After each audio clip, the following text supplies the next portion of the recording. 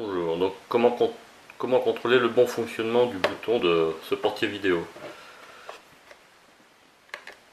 Pour le contrôler, il faudra démonter le boîtier caméra qui est là pour avoir accès aux connexions du bouton à l'arrière. Donc on va utiliser un tournevis. Avec le tournevis,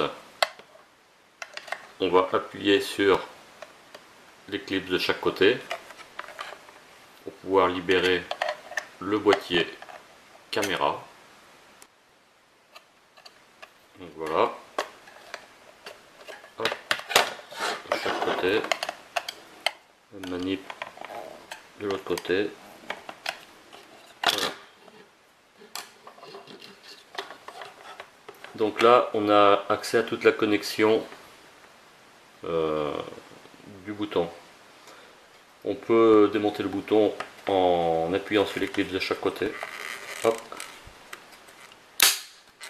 Voilà. Et là, on a l'ensemble. Bouton plus caméra. Donc on va utiliser un multimètre pour contrôler le bouton. On se met sur la position ohmmètre. Donc là, l'appareil fonctionne bien. On va contrôler le fonctionnement de l'ohmmètre. Donc quand on touche les deux contacts, l'aiguille passe à 0. Donc c'est bon. Pour contrôler le bouton, on va prendre ces deux cosses.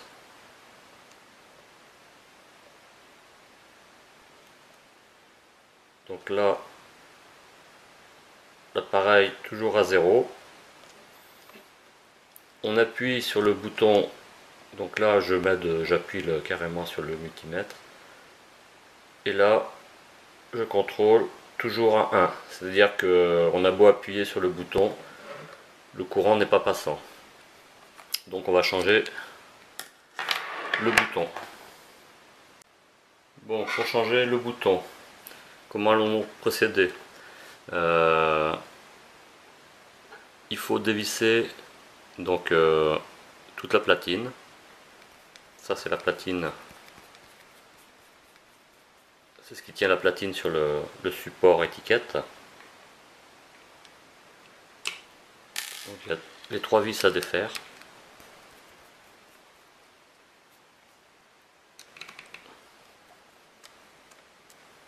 Donc avant de tirer sur la platine, on va défaire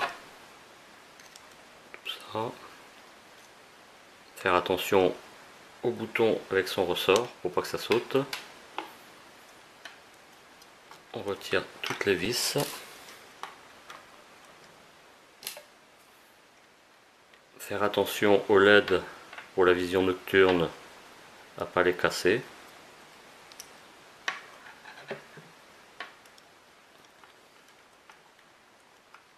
Ça accroche. Voilà. Et le bouton que nous allons changer, c'est celui-ci. Donc je l'ai ici. Voilà, voilà. Donc c'est 4 petites broches. C'est un petit bouton poussoir en fin de compte. Il y a un contact à l'intérieur qui ne se fait pas. Donc on va utiliser un fer à souder 40 watts qu'il faudra dessouder d'ici et le changer. Donc voilà, le bouton a été ressoudé. Je vais tout remonter et nous allons recontrôler le bon fonctionnement .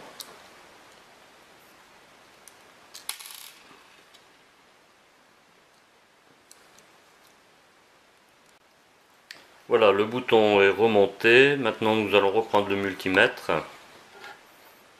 pour contrôler que le bouton, les soudures soient bien faites et que le bouton fonctionne. Donc on recontrôle le bon fonctionnement du multimètre, il n'y a pas de souci. On se met sur les contacts du bouton poussoir. J'appuie contre la table. Voilà, donc le courant passe, c'est-à-dire il passe à 0, je relâche. le courant est coupé, j'appuie. Je contrôle les deux autres contacts. Pareil, donc le bouton poussoir fonctionne très bien. Il ne reste plus qu'à essayer la platine, remonter la platine et le rebrancher. Voilà.